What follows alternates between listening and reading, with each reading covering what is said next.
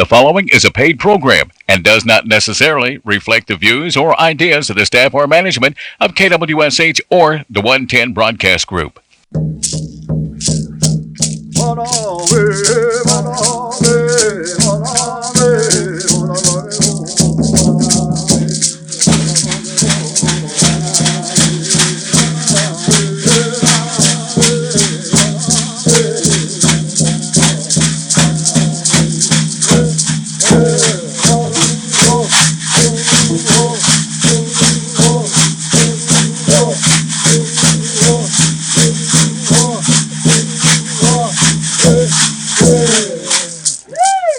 It's Jay. Welcome to another edition of the Seminole Nation radio program. You're coming to you here today at the Pumahaga campus north of Seminole, Little, Oklahoma. I'm joined today with Mr. Jake Tiger. How y'all doing? And this is a effort from the Seminole Nation Communications Department. Today is Tuesday, May 31st, March 31st. These days are running together with this COVID virus. Today's the 31st? I mean, I'll stop counting. It's like last week. Well, as the days go by, we're still going to continue to bring you some of the news and information from the Seminole Nation and kind of catch you up to date on some of the things that are happening out there. Mm-hmm. Even though I did say it's Tuesday the 31st, it's actually, we're taping this, pre-taping this. So a lot of the news that's coming out has already been a couple of days old. So some of the information we'll share with you today, keep in mind, you probably already heard it, but we want to make sure that you have an opportunity to listen to it and then get the facts straight. So, Jake, how has this coronavirus epidemic, how has it affected you, and what are some changes that have been going on?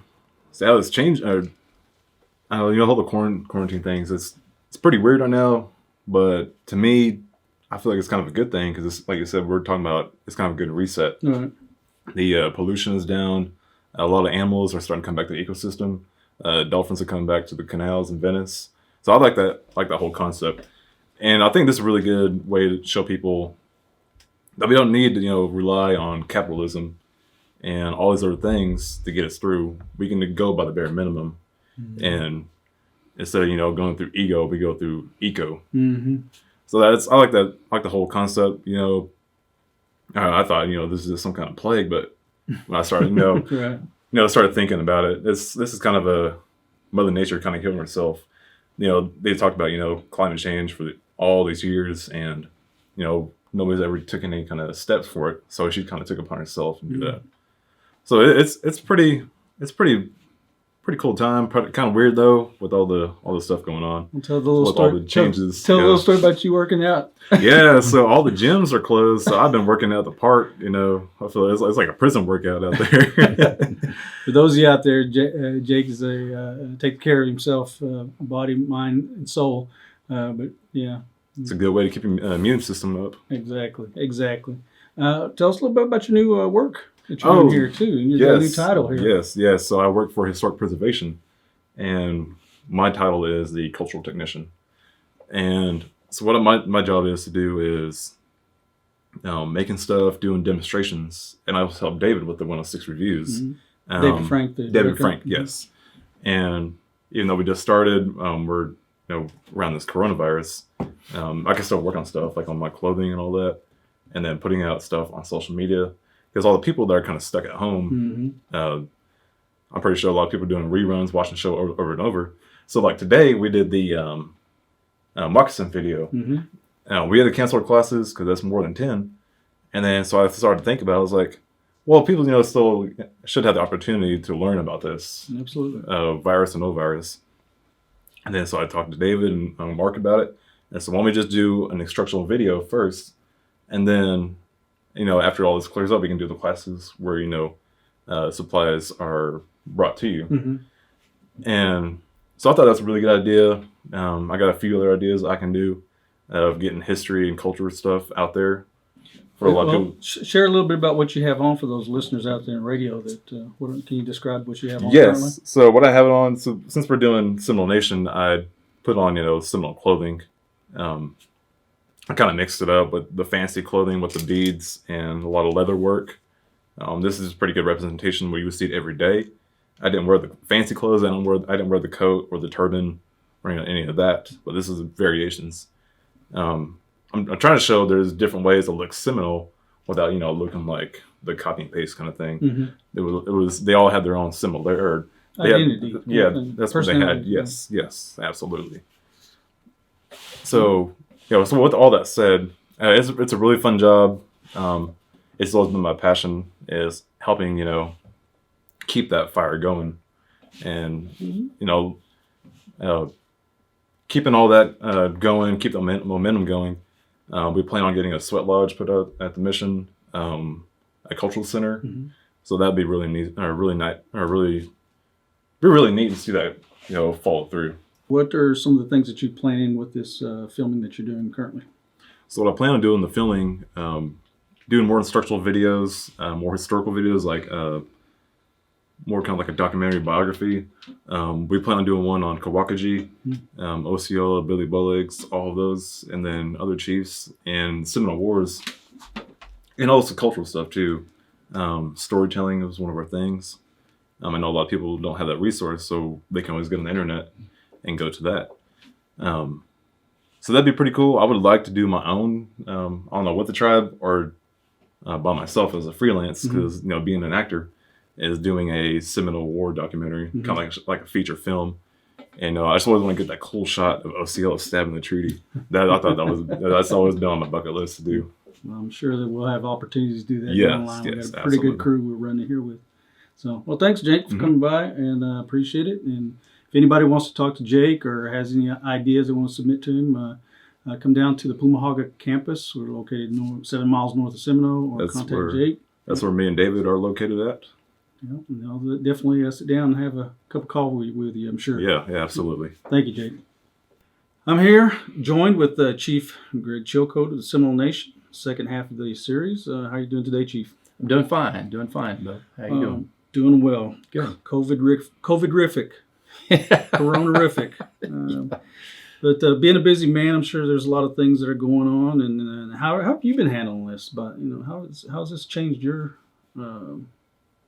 personal life? If I may ask. Well, real quick, I want to say good morning to everybody. I'm glad to be on the show, and glad to have an opportunity to be able to sit down with you and go over some things that I think are definitely important to us individually and to the nation. In regards to your question, it has changed the way that, we're definitely seeing things, definitely approaching things. This has been something that is definitely unexpected. It has affected us in so many ways. It's very profound. Not only does it affect our health and our well-being, it also, in that, affects the Seminole Nation as a whole,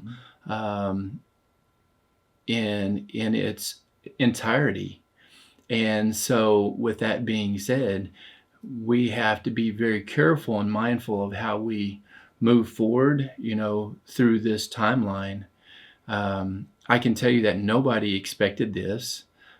From just a regular individual in the community to the Seminole Nation, to any nation across the state of Oklahoma or the countryside.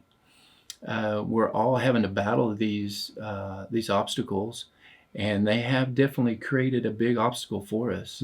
Trying to provide services to our people, and to continue to provide services to our people, because just earlier, I'd received a call in regards to an individual that has come down ill. At this particular point, we don't know what is in detail with that, but it is a major concern because that individual has nonetheless come in contact with somebody and has possibly affected somebody and somebody else. And so all those different factors, it's definitely been a trying time. Absolutely. Personally and for the nation. Well, it's, for us as a generation, this is something unprecedented. A lot of the older generations had the World War II and Vietnam, things of that nature, but this is considered a war as well too. Oh, most definitely. For the way that we function, the way that we operate, it has put a hold on all of that.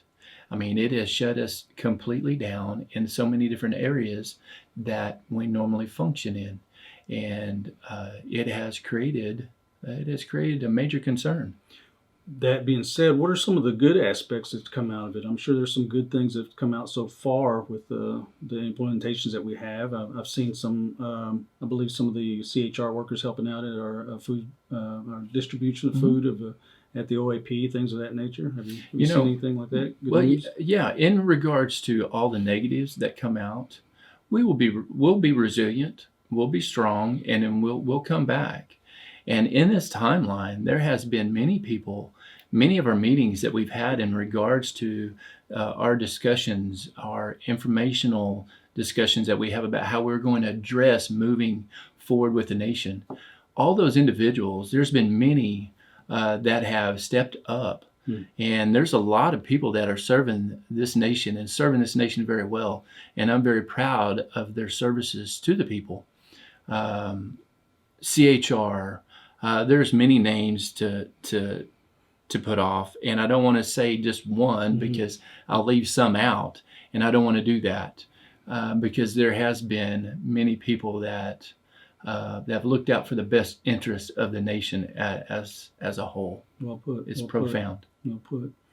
Well, there's a lot of things we could discuss. I'm going to share some of the news right now, and if you want to, chime in on some of this stuff, and maybe you can share a little bit about your information about what you know. The one thing that we have, I kind of want to segue to this, is the Oklahoma State Department of Education put out an informational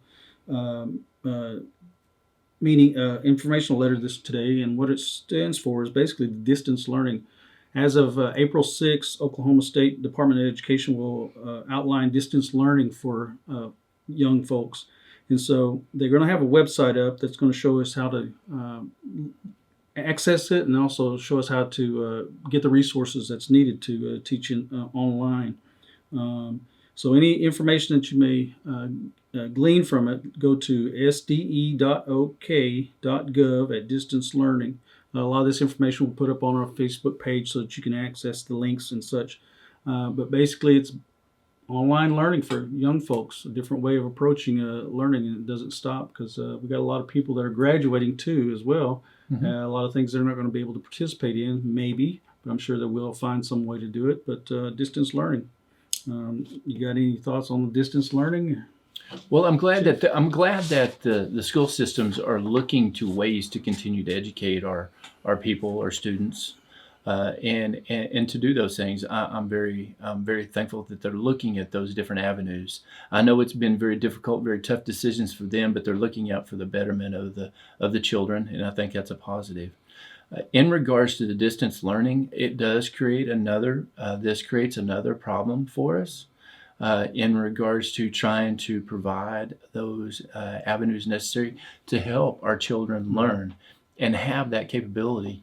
Because distance learning, there's many different, areas. A lot of our children live in rural areas, and I don't know necessarily if they're going to have that. There's going to be some challenges to that. Right. And hopefully, we'll be able to assist to some level, in regards to looking at what might be able to help them. Okay. And also with that, we've been looking at the news of late that talks about the Indian country and the coronavirus response. U.S. Senate passes a bill funding Indian country. Total of that bill was $10 billion in resources for Indian tribes. So how that's going to be divvied up, I'm sure that's one of the issues that we'll face coming down the line. And what are your thoughts on this Senate bill that's passed, and it's now in the House, I believe today they're going to vote on it For that $10 billion? Yes. I think that opens up the door for all of Indian country, because this has been a devastating thing for all of Indian country, and I think it's a great thing. I know we've declared a state of emergencies all throughout different nations have. Mm-hmm. And there's reasons for that. Mm-hmm. It's for that particular reason, so that we'll have at some point an opportunity to be able to look at those funds and to be able to have an opportunity to receive those funds. And it's an overall protection for the nation. Yes. And our people. Yes, no, and it's I think it's necessary. Mm-hmm. Well, the bill itself will now move to the House of Representatives. U.S. Department of Treasury Tribalization Stabilization Fund provides $8 billion in emergency relief funds to the Indian tribes. These funds are be available to tribal governments who certify that the funds will be used to offset expenditures occurred during COVID-19 outbreak. So we got a lot of information flowing through that. But also locally here, we have essential functions and programs that are established: Older American Programs, Social Services, Mm-hmm. Domestic Violence, CHR, Transit, Law Enforcement, Food Distribution, Dialysis. Those functions, how are they deemed as essential, Chief? Oh man, they provide immediate needs for our people. That's how I kind of deem them essential. Dialysis, diabetes, OAP, providing meals to our elderly, Mm-hmm. and trying to, and working to get those foods delivered to those individuals. And not only that, but understanding that they need to also take care of themselves along doing that. Because those individuals that are sacrificing are making those sacrifices to provide those services during this timeline. Mm-hmm. And I commend them for their efforts, because, like you said, social services, certain things don't stop, Right. and those are one of them. Social services, providing meals to your elderly, and CHR, people have stepped up, and I'm very honored to be a part of What it. are some things? What are some things that people may not know about those programs that really should be out in the forefront of having the spotlight on? What are some things about those programs? I don't know what you mean. Like CHR, for instance, kind of go into that. What are some of the things that they're implementing right now that are that need to be highlighted? Well, I would state through CHR, just in regards to highlighting, is that they have stepped. I'm gonna use this term. They've stepped their game up. They have stepped in and fulfilled other roles within the nation. They have taken place. If somebody was down, somebody was sick, they have stepped in and filled in that gap where somebody was missing, without any direction. They just stepped in and fulfilled that role. Seen a need and just decided to fill it. Yes, and I think that oh my gosh, that's profound. It's just like today, or I say today earlier, that there's an individual that at the trading post convenience store right now, that they're shorthanded, and there are people that are just stepping up to fulfill that, to keep that going in that direction, in that positive direction. But they are stepping up without asking.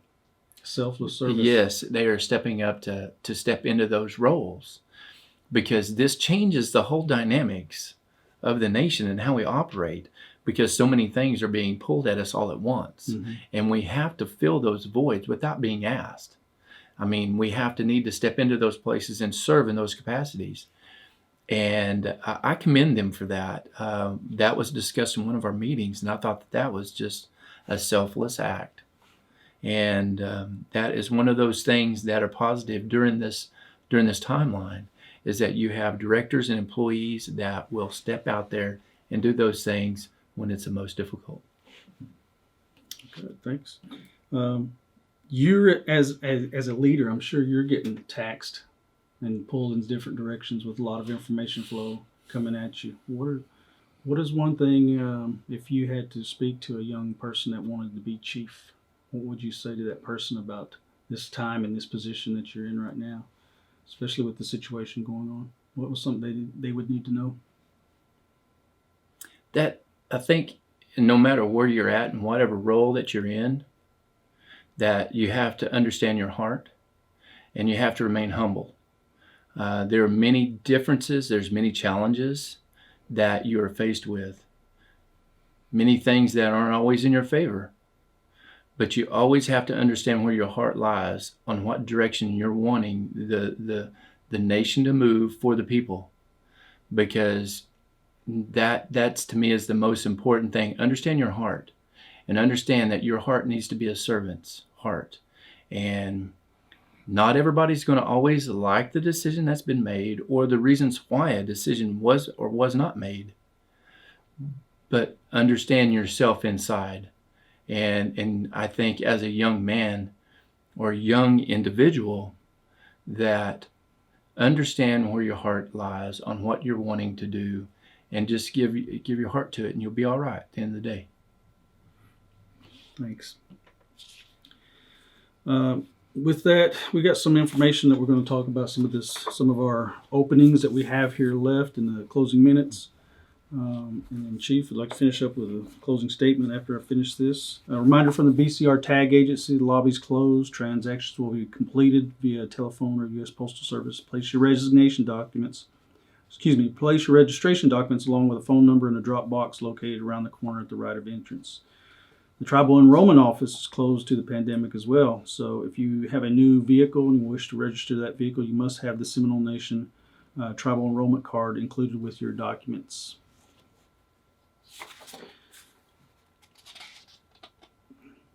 The Tribal Court. Tribal Court has all non-essential functions suspended as effective immediately. The court's clerk's office will be closed to the public. Emergency filings will continue to be handled as necessary, and all of the petitions and motions will be accepted by mail. You may mail those at Seminole Nation Tribal Court, P.O. Box 2307, Seminole, Oklahoma 74818, until further notice. Seminole Nation Public Transit Service. Due to the shortage, you must call 24 hours in advance, schedule next day trips. Contact the transit driver, I was told to say this. Transit drivers reserve the right to refuse service to passengers who exhibit illness and any symptoms related to COVID-19, such as fever, coughing, shortness of breath. Schedule a ride, and please stay home and follow Center for Disease Control instructions regarding the national emergency, 405-234-5212. And the Seminole Nation Light Horse Police Department phone number 405-382-4302 is on duty, or you can dial 911. And in closing, Seminole Nation Social Services lobby will be closed on further notice. Social service staff will be reporting to work and available by telephone. However, contact with the public is limited. A few modifications: come to the lobby and they'll take care of you. Just make sure you have all required documents. And if you want to email them, you can email them to harjo.m@tsno-nsn.gov. And the latest from the food distribution. Call in, set appointment, give your order over the phone. Food distribution will box up your food and have it ready for you when you arrive. Call and set an appointment. Call Rex at 405-234-5240 or 405-220-5342. And that will close up some of the information that we have with Seminole Nation. Again, all this information can be found on our Seminole Nation Facebook page, located under the coronavirus information under photos. Chief, I appreciate you coming by. You got any final words you'd like to share? Yes. Again, I want to thank you for the opportunity to be able to come here with you, Bo.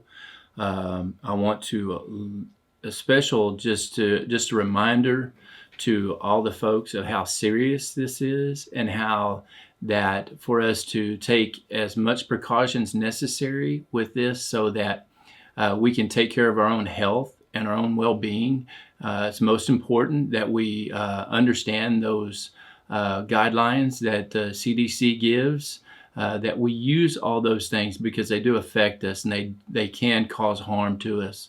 And so we just ask that you all out there in the nation, that you look out for your best interest of your families, and may God bless each and every one, and you'll all take care. Mado. Hadam Chi Chahlis. Until next week, this is Bo Whitekiller with the Seminole Nation Radio program. Mado.